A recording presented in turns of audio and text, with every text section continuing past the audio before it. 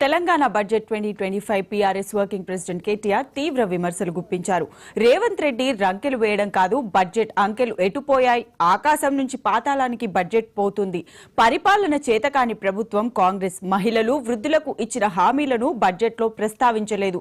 తులం బంగారానికి దిక్కులేదు. చేనేతకు బీఆర్ఎస్ హయాంలో 12,000 కోట్లు కేటాయించాం. కానీ ఈవేళ చేనేత కార్మికులకు 300 కోట్లు పరిమితం చేశారు. ఆటో కార్మికుల గురించి ప్రస్తావనే లేదు.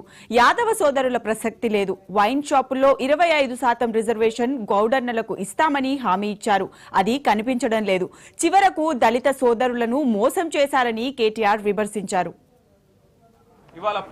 ఈరోజు రాష్ట్ర బడ్జెట్ బట్టి విక్రమార్క గారి సుదీర్ఘ ఉపన్యాసం, గంటన్నర ఉపన్యాసం తర్వాత మాకు అర్థమైంది ఏంటి అంటే 6 గ్యారంటీలు గోవిందా గోవిందా అని అర్థమైంది. 6 గ్యారంటీలు మర్చిపోయినారు, విలోదకాలు ఇచ్చినారు. 100 రోజుల్లో 6 గ్యారంటీలు అనే మాట ఇవాళ పాతర వేసినారు అనే మాట స్పష్టంగా అర్థమైంది. ఈ రోజు రాష్ట్ర ప్రభుత్వం ప్రవేశపెట్టిన రెండవ బడ్జెట్, వారు అధికారంలోకి వచ్చిన తర్వాత డిసెంబర్ 2023లో రెండవ బడ్జెట్ వారు ప్రవేశపెట్టింది. ఈ రెండవ బడ్జెట్ చూసిన తర్వాత రాష్ట్ర వ్యాప్తంగా ఉండే మహిళలు 2,500 రూపాయలు 100 రోజుల్లో ఇస్తామని చెప్పి ఏ హామీ ఇచ్చైతే మహిళల ఓట్లు వేయించుకొని గెలిచినారో వారందరూ కూడా ఇవాళ పూర్తి స్థాయిలో హతాశులైపోయిన పరిస్థితి. అదే విధంగా రాష్ట్రంలోని పెద్ద మనుషులు 4,000 రూపాయల పెన్షన్ 100 రోజుల్లో వస్తుందని ఎదురు చూసిన వారందరికి కూడా ఈ రోజు దాదాపు 500 రోజుల తర్వాత గోవిందా గోవిందా 4,000 పెన్షన్ అనేది అర్థమైపోయిన పరిస్థితి.